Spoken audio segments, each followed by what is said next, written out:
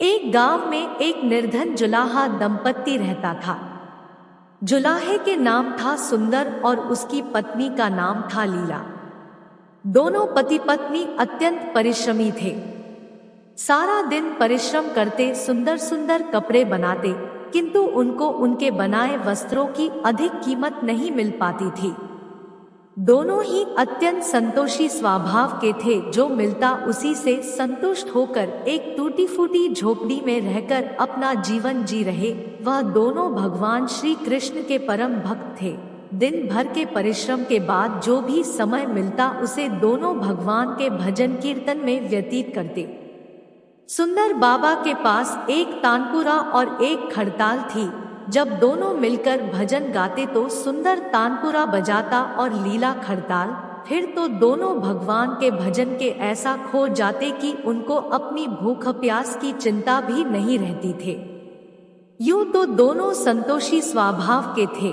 अपनी दीनहीन अवस्था के लिए उन्होंने कभी भगवान को भी कोई उल्हाना नहीं दिया और अपने इसी जीवन में प्रसन्न थे, किंतु एक दोहक उनको सदा कचोटता रहता था।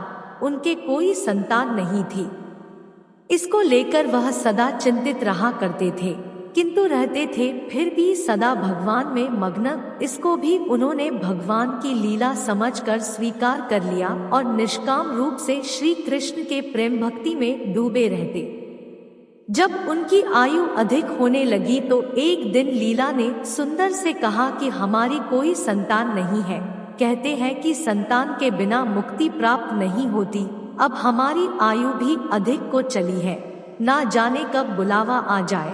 मरने की बात कौन हमारी चिता को अग्नि देगा और कौन हमारे लिए तर्पण आदि का कार्य करेगा? कैसे हमारी मुक्ति होगी? सुंदर बोला, तू क्यों चिंता करती है? ठाकुर जी है ना, वही सब देखेंगे। सुंदर ने यह बात कह तो दी, किंतु वह भी चिंता में डूब गया। तभी उसके मन में एक विचार आया। वह नगर में गया और श्री कृष्ण के बाल गोपाल रूप की एक प्रतिमा ले आया। घर आकर बोला, अब तुझे चिंता करने की कोई आवश्यकता नहीं है। मैं यह बाल गोपाल लेकर आया हूँ। हमारे कोई संतान नहीं तो वह भी इन्हीं की तो लीला है। हम इनको ही अपने पुत्र के समान प्रेम करेंगे। यही हमारे पुत्र का दायित्व पूर्ण करेंगे, यही हमारी मुक्ति करेंगे। सुंदर की बात सुनकर लीला अत्यंत प्रसन्न हुई।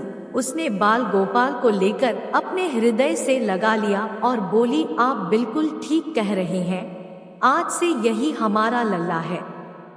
दोनों पति पत्नी ने घर में एक कोना साफ करके स्थान बनाया और एक चौकी पर बाल गोपाल को विराजित कर दिया। तब से जुलाहा दंपत्ति का नियम हो गया। वह प्रतिदिन बाल गोपाल को स्नान कराते, उनको धुले वस्त्र पहनाते, अपनी संतान की तरह उनको लाडलाते, उन्हीं के सामने बैठकर भजन कीर्तन करते और वहीं सो जाते। जुलाहा अपने हाथ से बाल गोपाल के लिए सुंदर वस्त्र बनाता और उनको पहनता। इसमें उसको बड़ा आनंद आता। धीरे धीरे दोनों बाल गोपाल को अपनी संतान के समान ही प्रेम करने लगे। लीला का नियम था कि वह प्रतिदिन अपने हाथ से अपने लल्ला को भोजन कराती, तब स्वयं भोजन करती। लल्ला को भोजन कराते समय उसको ऐसा ही प्रतीत होता मानो अपने पुत्र को ही भोजन करा रही हो। उन दोनों के निश्चल प्रेम को देखकर करुणा निधान भगवान अत्यंत प्रसन्न हुए और उन्होंने अदृश्य रूप में आकर स्वयं भोजन खाना आरंभ कर दिया। लीला जब प्रेम पूर्वक बाल गोपाल को भोजन कराती तो भगवान को प्रतीत होता मानो वह अपनी माँ के हाथों से भोजन कर रहे हैं। उनको लीला के हाथ से प्रेम पूर्वक मिलने वाले हर कौर में माँ का प्रेम प्राप्त होता था। लीलाधारी भगवान श्री कृष्ण स्वयं माँ की उस प्रेम लीला के वशीभूत हो गए, किंतु लीला कभी नहीं जान पाई कि स्वयं बाल गोपाल उसके हाथ से भोजन करते हैं। एक दिन कार्य बहुत अधिक होने के कारण लीला बाल गोपाल को भोजन कराना भूल गई। गर्मी का समय था। भरी दोपहरी में दोनों पति पत्नी कार्य करते करते थक गए और बिना भोजन किए ही सो गए। उनको सोए हुए कुछ ही देर हुई थी कि उनको एक आवाज सुनाई दी, मां बाबा मुझको भूख लगी है। दोनों हड़बड़ा कर उठ गए। चारों ओर देखा, आवाज कहाँ से आई है, किंतु कुछ दिखाई नहीं दिया।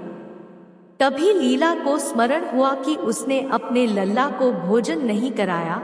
वह दौड़कर लल्ला के पास पहुंची तो देखा कि बाल गोपाल का मुख कुम्हलाया हुआ है। इतना देखते ही दोनों पति पत्नी वहीं उनके चरणों में गिर पड़े। दोनों की आंखों से आंसुओं की धार बह निकली। लीला तुरंत भोजन लेकर आई और ना जाने कैसा प्रेम उमड़ा कि लल्ला को उठाकर अपनी गोद में बैठा लिया और भोजन कराने लगी। दोनों पति पत्नी रोते जाते और लल्ला को भोजन कराते जाते, साथ ही बार बार उनसे अपने अपराध के लिए क्षमा मांगे जाते। ऐसा प्रगाढ़ प्रेम देखकर भगवान अत्यंत रवित हुए और अंतर्यामी भगवान श्रीहरि साक्षात रूप में प्रकट हो गए। भगवान ने अपने हाथों से अपने रोते हुए माता पिता की आंखों से आंसू पोंछे और बोले, प्रिय भक्त, मैं तुम्हारी भक्ति और प्रेम से अत्यंत प्रसन्न हूँ। तुम जो चाहो वर मांग लो, मैं तुम्हारी प्रत्येक इच्छा पूर्ण करूँगा। इतना सुनते ही दोनों भगवान के चरणों में गिर पड़े और बोले, दया निधान, आप हमसे प्रसन्न हैं और स्वयं हमारे सम्मुख उपस्थित है। हमारा जीवन धन्य हो गया। इससे अधिक और क्या चाहिए? इससे अधिक किसी भी वस्तु का भला क्या महत्व हो सकता है? आपकी कृपा हम पर बनी रहे, बस इतनी कृपा करें। श्रीहरि बोले, यदि तुम चाहो तो मैं तुम्हारे जीवन में संतान के अभाव को समाप्त करके तुम्हें एक सुंदर संतान प्रदान करूंगा। यह सुनते ही सुंदर और लीला एकदम व्याकुल होकर बोले, नहीं भगवान, हमको संतान नहीं चाहिए। उनका उत्तर सुनकर भगवान ने पूछा, किंतु क्यों? अपने जीवन में संतान की कमी को पूर्ण करने के लिए ही तो तुम मुझको अपने घर लेकर आए थे। यह सुनकर वह दोनों बोले, प्रभु, हमको भय है कि यदि हमको संतान प्राप्त हो गई तो हमारा मोह उस संतान के प्रति बढ़ जाएगा और तब हम आपकी सेवा नहीं कर पाएंगे। उनका प्रेम और भक्ति से भरा उत्तर सुनकर करुणा निधान भगवान करुणा से भर उठे। स्वयं भगवान की आंखों से आंसू टपक पड़े। वह बोले, हे मैया, बाबा, मैं यहाँ आया था आपके ऋण को उतारने के लिए, किंतु आपने तो मुझको सदासदा के लिए अपना ऋणी बना लिया। मैं आपके प्रेम का यह ऋण कभी नहीं उतार पाऊंगा। मैं सदासदा तुम दोनों का ऋणी रहूंगा। मैं तुम्हारे प्रेम से अत्यंत प्रसन्न हूँ। तुमने अपने निर्मल प्रेम से मुझको भी अपने बंधन में बांध लिया है। मैं तुमको वचन देता हूँ कि आज से मैं तुम्हारे पुत्र के रूप में तुम्हारे समस्त कार्य पूर्ण करूँगा। तुमको कभी संतान का अभाव नहीं होने दूंगा। ऐसा कहकर भक्तवत्सल भगवान बाल गोपाल की प्रतिमा में विलीन हो गए। उस दिन से सुंदर और लीला का जीवन बिल्कुल ही बदल गया। उन्होंने सारा काम धंधा छोड़ दिया और सारा दिन बाल गोपाल के भजन कीर्तन और उनकी सेवा में व्यतीत करने लगे। उनको ना भूख सताती थी, ना प्यास लगती थी। सभी प्रकार की इच्छाओं का उन्होंने पूर्ण रूप से त्याग कर दिया। सुंदर कभी कोई कार्य करता तो केवल अपने बाल गोपाल के लिए सुंदर सुंदर वस्त्र बनाने का। उनके सामने जब भी कोई परेशानी आती, बाल गोपाल तुरंत ही एक बालक के रूप में उपस्थित हो जाते और उनके समस्त कार्य पूर्ण करते। वह दंपत्ति और बालक गांव भर में चर्चा का विषय बन गए, किंतु गांव में कोई भी यह नहीं जान पाया कि वह बालक कौन है, कहाँ से आता है और कहाँ चला जाता है। धीरे धीरे समय बीतने लगा। जुलाह दंपत्ति बूढ़े हो गए, किंतु भगवान की कृपा उन पर बनी रही। अब दोनों की आयु पूर्ण होने का समय आ चला था। भगवत प्रेरणा से उनको यह ज्ञात हो गया कि अब उनका समय पूरा होने वाला है। एक दिन दोनों ने भगवान को पुकारा। ठाकुर जी तुरंत प्रकट हो गए और उनसे उनकी इच्छा जाननी चाहिए। दोनों भक्त दंपत्ति भगवान के चरणों में प्रणाम करके बोले हैं, नाथ, हमने अपने पूरे जीवन में आपसे कभी कुछ नहीं मांगा। अब जीवन का अंतिम समय आ गया है, इसलिए आपसे कुछ मांगना चाहते हैं। भगवान बोले, निसंकोच अपनी कोई भी इच्छा कहो, मैं वचन देता हूँ कि तुम्हारी प्रत्येक इच्छा को पूर्ण करूँगा। तब बाल गोपाल के अगाध प्रेम में डूबे उस वृद्ध दंपति बोले हैं, नाथ, हमने अपने पुत्र के रूप में आपको देखा और आपकी सेवा की। आपने भी पुत्र के समान ही हमारी सेवा करी। अब वह समय आ गया है जिसके लिए कोई भी माता पिता पुत्र की कामना करते हैं। दीनबंधु, हमारी इच्छा है कि हम दोनों पति पत्नी के प्राण एक साथ निकले, और है दया निधान जिस प्रकार एक पुत्र अपने माता पिता की अंतिम क्रिया करता है और उनको मुक्ति प्रदान करता है, उसी प्रकार है परमेश्वर। हमारी अंतिम क्रिया आप अपने हाथों से करें और हमको मुक्ति प्रदान करें। श्रीहरि ने दोनों को उनकी इच्छा पूर्ण करने का वचन दिया और बाल गोपाल के विग्रह में विलीन हो गए। अंत में वह दिन आ पहुंचा जब प्रत्येक जीव को यह शरीर छोड़ना पड़ता है। दोनों वृद्ध दंपति बीमार पड़ गए। उन दोनों की भक्ति की चर्चा गांव भर में थी, इसलिए गांव के लोग उनका हाल जानने उनकी झोपड़ी पर पहुंचे, किंतु उन दोनों का ध्यान तो श्रीहरि में रम चुका था। उनको नहीं पता कि कोई आया भी है। नियत समय पर एक चमत्कार हुआ। जुलाहे की झोपड़ी एक तीव्र और अलौकिक प्रकाश से भर उठी। वहां उपस्थित समस्त लोगों की आंखें बंद हो गई। किसी को कुछ भी दिखाई नहीं पड़ रहा था। कुछ लोग तो झोपड़ी से बाहर आ गए, कुछ वही धरती पर बैठ गए। श्री हरि आपने दिव्य चतुर्भुज रूप में प्रकट हुए। उनकी अप्रतिम शोभा समस्त सृष्टि को आलोकित करने वाली थी। वातावरण में एक दिव्य सुगंध भर गई। अपनी मंद मंद मुस्कान से अपने उन भक्त माता पिता की ओर देखते रहे। उनका यह दिव्य रूप देखकर दोनों वृद्ध अत्यंत आनंदित हुए।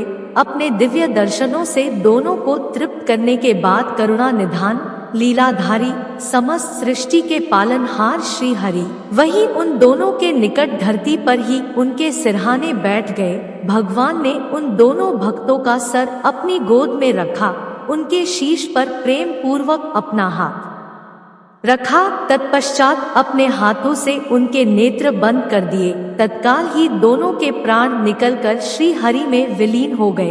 पंचभूतों से बना शरीर पंचभूतों में विलीन हो गया। कुछ समय बाद जब वह दिव्य प्रकाश का लोप हुआ तो सभी उपस्थित ग्रामीणों ने देखा कि वहां ना तो सुंदर था, ना ही लीला थी और ना ही बाल गोपाल थे। शेष थे तो मात्र कुछ पुष्प जो धरती पर पड़े थे और एक दिव्य सुगंध जो वातावरण में चहुं ओर फैली थी। विस्मित ग्रामीणों ने श्रद्धा से उस धरती को नमन किया। उन पुष्पों को उठाकर शीश से लगाया तथा सुंदर लीला की भक्ति और गोविंद के नाम का गुणगान करते हुए चल दिए। उन पुष्पों के श्री गंगा जी में विसर्जित करने के लिए मित्रों, भक्त वह है जो एक क्षण के लिए भी विभक्त नहीं होता, अर्थात जिसका चित्त ईश्वर में अखंड बना रहे, वह भक्त कहलाता है। सरल शब्दों में भक्ति के अंतिम चरण का अनुभव करने वाले को भक्त कहते हैं।